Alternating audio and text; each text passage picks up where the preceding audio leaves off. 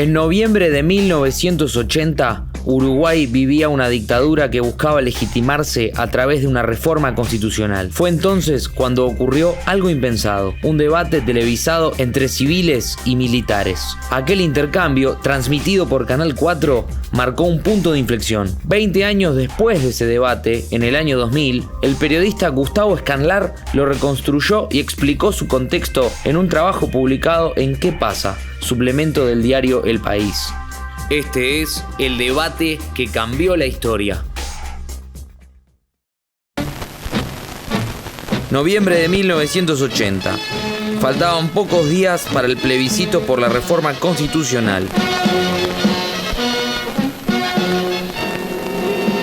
Se hablaba poco. Algunos actos en algunos cines que inevitablemente terminaban con disturbios y algunos presos. Hasta que una noche en Canal 4 debatieron Enrique Tarigo y Eduardo Ponce Echeverri a favor del no y Néstor Volentini y Enrique Viana Reyes a favor del sí. Para muchos fue el debate que cambió la historia. También lo recuerdan así sus protagonistas. El 1 de noviembre de 1980 los diarios informaban que había quedado pronta la Constitución a plebiscitarse. El entonces presidente, Aparicio Méndez, dijo que en ella destacaban su contenido moral y sentido democrático. Se ponía en marcha el plebiscito. El 2 de noviembre comenzó la campaña abrumadora a favor del sí. La nueva Constitución instituía, entre otras cosas, el Consejo de Seguridad Nacional, COSENA, un órgano militar que tutelaría la democracia. Además, se autorizaban los allanamientos nocturnos y se creaba un tribunal político capaz de destituir autoridades partidarias. Para Enrique Tarigo, uno de los más notorios defensores del no había nada que rescatar de aquel proyecto. Esa constitución tenía una serie de defectos muy graves. Usted empezaba a examinar norma por norma y veía que en todas había un predominio de lo militar sobre lo civil. Pero más allá de la constitución fue, en definitiva, un plebiscito contra el gobierno militar. Tarigo había sido hasta ese momento profesor universitario. Era un ilustre desconocido para la mayoría de los uruguayos. En octubre de 1980 había comenzado a editar el semanario Opinar. Con la inmensa mayoría de los políticos proscriptos, los vehementes artículos de Tarigo por el no comenzaron a transformarlo en un hombre conocido y popular. Cartelera. En aquel noviembre de 1980, los cines montevideanos exhibían La Jaula de las Locas y Apocalipsis Now. I love the smell of napalm in the morning. El Luxor pasaba películas porno. La televisión todavía era en blanco y negro. Cacho de la Cruz y Alejandro Trota presentaban Cante y Gane, y Olmedo volvía loca a la Jiménez tratando de enseñarle inglés. Silvio Soldán decía: corto una quebrada y enseguida volvemos por más. En Grandes Valores del Tango. En Estados Unidos, Ronald Reagan conquistaba la presidencia apabullando a Jimmy Carter. En Polonia, Lech Walesa se oponía al régimen comunista liderando el sindicato Solidaridad. En Uruguay, en casi todas las tandas de televisión, se escuchaba el jingle. Sí, por mi país, sí, por Uruguay, sí, por el progreso y sí, por la paz, Sí, por el futuro. vamos a votar, sí, por la grandeza, sí, de mi Uruguay. Dígale sí al progreso y a la paz. Dígale sí al Uruguay. Sí, por mi Uruguay. Todo el tiempo, a toda hora, en todos lados. El 6 de noviembre, el ministro del Interior, el general Manuel Núñez, afirmó que habría libertad de acción para el sí y para el no. Que no se pusieron condiciones a la propaganda por el no, porque de lo contrario, todo sería una farsa. Ese mismo jueves, Canal 12 puso al aire en el programa Diálogo a 6 constitucionalistas hablando de la reforma proyectada. Si bien el programa tuvo formato de debate, el programa solo presentó opiniones a favor del sí. Ciérrele el paso al comunismo. Carlos Giacosa recuerda lo duro que era tratar de hacer periodismo entonces. Aquello no era periodismo. Estábamos acostumbrados a la autocensura. Todo el tiempo nos preguntábamos hasta dónde ir. No estaba nada claro. Si bien se había dicho que se podía hacer propaganda para un lado y para el otro, ese mensaje nunca se dio con demasiada fuerza. Los medios de comunicación estaban un poco aletargados y un poco expectantes a ver qué pasaba, quién daba el puntapié inicial para jugarse. Evidentemente se necesitaba una confrontación y había que buscarla, y lo hicimos nosotros. El viernes 14 el debate se anunció a través de un aviso publicitario en El País. El 30 usted debe optar. El plebiscito exige su respuesta, por sí o por no, al proyecto de reforma constitucional. Canal 4 debate el tema en profundidad. Sería ese mismo día a las 21:30. En lugar de los viernes espectaculares, que ese día iba a pasar una película con Olivia Newton-John, estarían 6 señores alrededor de una mesa. Por el sí, 2 abogados, un civil y un militar. Y por el no, otros 2 abogados, uno blanco y otro colorado. Por el Partido Colorado, Tarigo era un nombre cantado, recuerda Giacosa. Por el Partido Nacional, primero se eligió a Fernando Oliu, pero a último momento Oliu dijo que no, y salió a la luz el nombre de Ponce Echeverri.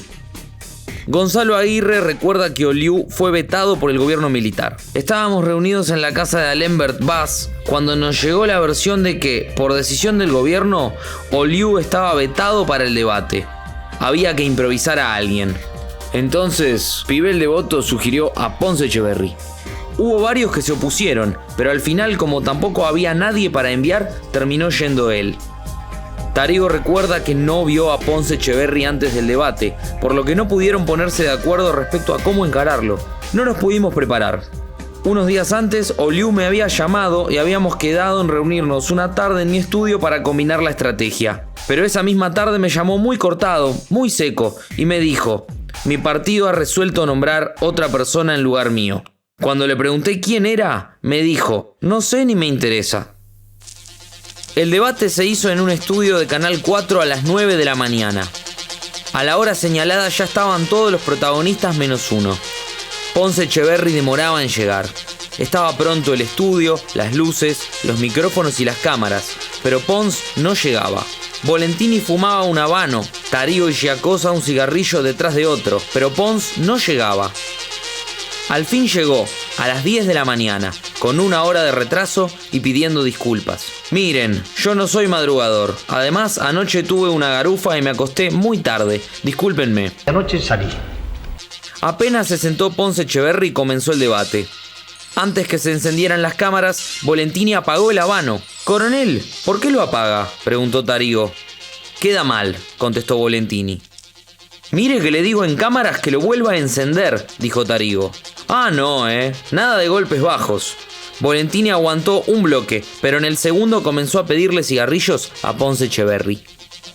Hubo sorteo para decidir quién comenzaba a hablar. Tarigo fue el encargado de romper el fuego, y lo hizo con artillería pesada. Giacosa le preguntó si en aras de conseguir la tan demorada apertura democrática no se justificaba votar por sí. Ese era el argumento de la mayoría de los medios de prensa y de los políticos que apoyaban la nueva constitución. Pero Tarigo sin dudar respondió: no lo justifica. La apertura de una nueva etapa en lo que tiene que ver con el juego de la democracia representativa, a su criterio, entonces no justificaría de ninguna manera los hechos que usted está marcando. No lo justifica. Yo pienso que la entrada de una nueva... Es decir, lo que hay aquí, más que una nueva etapa que permita la democracia, lo que hay un poco es, y ayer el general Rapella lo dijo de manera muy clara, aquí lo que hay es que el gobierno cívico-militar cede algunas de sus potestades, mire que lo estoy repitiendo textualmente, cede algunas de sus potestades a los representantes legítimos del pueblo. Y mencionó concretamente los legisladores, los intendentes y las juntas departamentales. Pero, es decir, que cede algunas de sus potestades, no todas, y eso quiere decir, a mi juicio también, que este gobierno cívico-militar va a ser seguido por un gobierno cívico-militar, que era lo que yo había comenzado a decir. En el estudio solo estaban los 3 camarógrafos, un ayudante de piso y 2 guardaespaldas del coronel Volentini, que fue el segundo en hablar. Su exposición duró más de 4 minutos y se refirió fundamentalmente al pasado y a la acción guerrillera de los Tupamaros. Mientras Volentini trataba de justificar la intervención de los militares en el gobierno, Tarigo le pidió a Giacosa que lo cortara porque la argumentación estaba excediendo el tiempo pactado.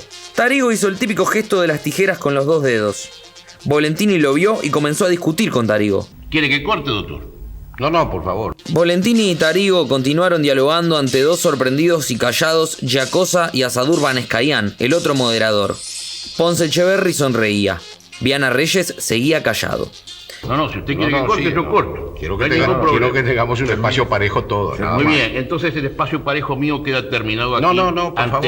Estas manifestaciones del doctor, que yo entiendo. No, coronel, yo le hice una señal. No, pero su señal es porque ilustrativa y yo soy respetuoso. yo pido que tengamos un espacio parejo todos. Si a usted le dan 1 hora, que me den 1 hora a mí. Si a usted le dan 3 horas, que me den 3 horas a mí. No me Nada más importa que le den 2 horas o 3 horas. A mí lo que me importa es que me dejen terminar mi idea. Pero perfecto, ¿cómo no? Y mi idea no la puedo terminar si no hago el raconto de los hechos, porque esta Constitución no viene de la luna. Esta Constitución no fue hecha por ningún iluminado. Esta Constitución es una respuesta que podrá ser criticada como han sido criticadas todas las constituciones que ha tenido este país. El ambiente era pesado, recuerda Giacosa. Eso se nota al ver el debate. No hubo groserías, pero sí hubo posiciones de peso. Volentini se limitaba a contar por qué llegaron los militares al poder, marcando lo que nadie negaba, que existieron en un momento determinado una cantidad de equivocaciones del poder político que terminaron fracturando el sistema. Y Tarigo era quien sostenía todo el estudio del tema, muy sólido, muy criterioso, muy fuerte, con mucha vehemencia, pero nunca grosero. Antes que hablaran Ponce Echeverri y Viana Reyes, Tarigo le contestó a Volentini. Si viviera Bá Ferreira, yo diría que le calificaría la intervención del coronel Volentini como un paralogismo de falsa oposición, ¿no? Es decir, no quiero entrar a decir, porque hubo una vez aquellos defectos, esta Constitución tiene que ser buena. ¿Y por qué tiene que ser buena esta Constitución? Esta Constitución puede ser buena, mala, regular, peor, deficiente. Es otra cosa. Vamos a analizar la Constitución. No vamos a remontarnos a la ley 62 o 68. Porque haya pasado lo que haya pasado en aquella época, esta Constitución puede ser buena o puede ser mala. Puede ser buena o puede ser horrorosa. Yo creo que es horrorosa. El debate se exhibió en un solo bloque, sin comerciales. No los justificaba. Los cortes hubieran sido ofensivos. No se podía lucrar con algo que se entendía era tan importante. ¿Y qué lío si el gobierno ponía propaganda por el sí?, dice Giacosa.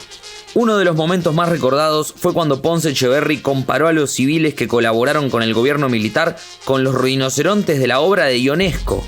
No va a haber nunca un divorcio entre las Fuerzas Armadas y los civiles. Porque siempre hay civiles que aceptan la supremacía. Habrá civiles que no la aceptan, pero siempre hay civiles que la aceptan. Recordando la pieza del teatro de Ionesco, siempre hay rinocerontes. Siempre. Porque lo siguiente, no se van a ver aislados. El gobierno militar que viene no se va a ver aislado de los civiles, porque siempre hay rinocerontes. Políticos. Sí, políticos, y no políticos, y que quieren actuar en política, porque les gusta la política o la figuración, porque esa es la realidad. Así que esa pregunta creo que se la contesté. Ponce Echeverri jugó con muchas actitudes, marcó cosas que hicieron enojar a Volentini, recuerda Giacosa. Luego que Ponce Echeverri mencionara a los rinocerontes, Volentini, midiéndose, comenzó a hablar. Con todo el respeto que usted me merece, y dentro de la relatividad con que hemos mantenido los calificativos dentro de nuestra oposición, yo digo, me resisto a admitir el calificativo de rinoceronte para todos los civiles que han entendido que su función patriótica era colaborar con las Fuerzas Armadas. Nos han dicho cosas peores. Permítame. Pero si los políticos son corruptos, los colaboradores pueden ser rinocerontes. Coronel, no hay que enojarse por eso. No, yo no me enojo. Si yo no me estoy enojando por mí, yo no soy civil. Y yo soy militar. Usted es parte civil y parte militar. Bueno, pero yo soy fundamentalmente militar. Y mi actuación en el campo político ha sido una incidencia de mi carrera militar, no otra cosa. Cuando la cosa estaba muy dura, cuando no se conseguía, cuando Acosta y Lara estaba sentenciado a muerte, me mandaron a relevarlo. Eso fue la cosa Esa es mi actuación en política, relevar a Costillarán 15 días antes que lo mataran. Pero dejemos eso de lado que no tiene nada que ver. Mi conciencia se revela contra ese calificativo de rinoceronte a todos los civiles que han colaborado en este momento crítico en este gobierno cívico. El dueño de los dardos más irónicos fue Ponce Echeverry. En primer lugar, yo no soy ni tupamaro, ni comunista, ni socialista, ni demócrata cristiano. Soy nacionalista blanco tirando a la derecha. Y voto por el no. Volentini lucía cada vez más despeinado.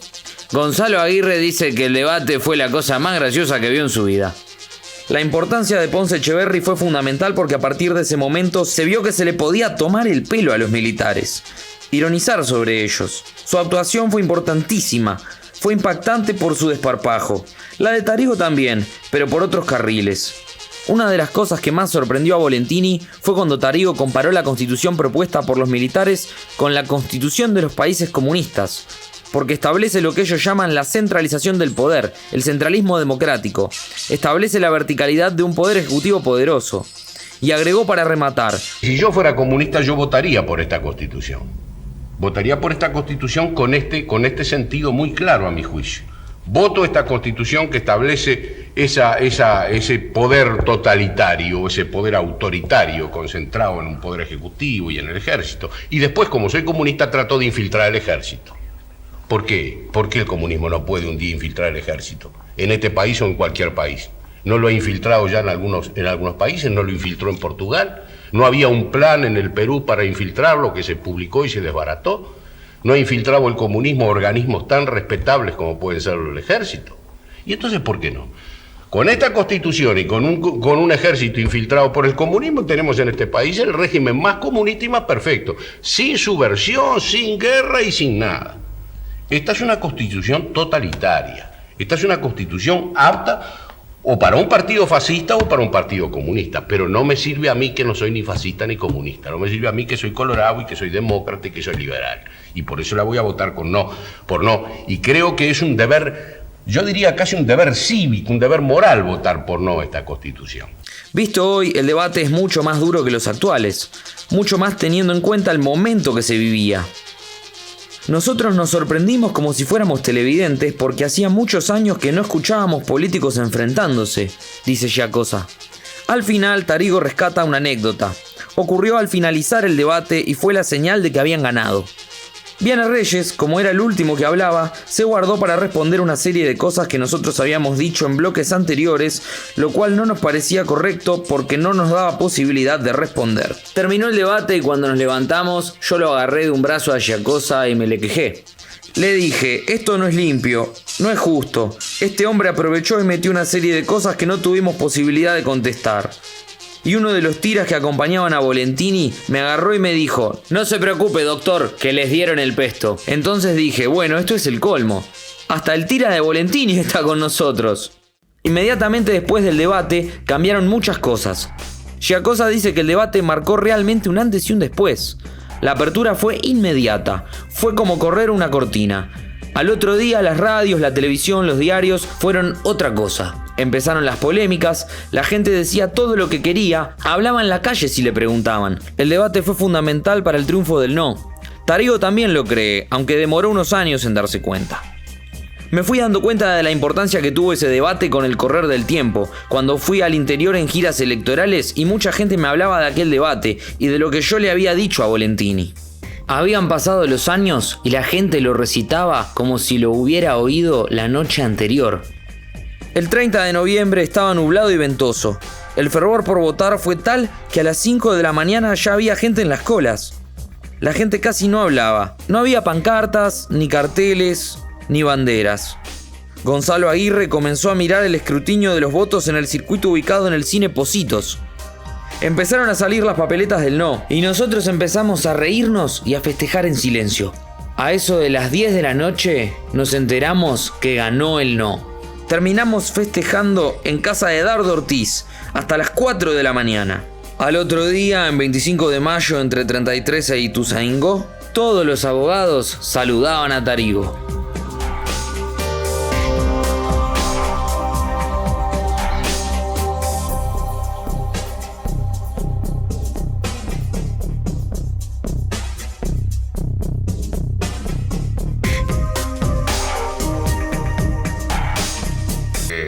Queda nada más de nuestra parte agradecerles a todos ustedes.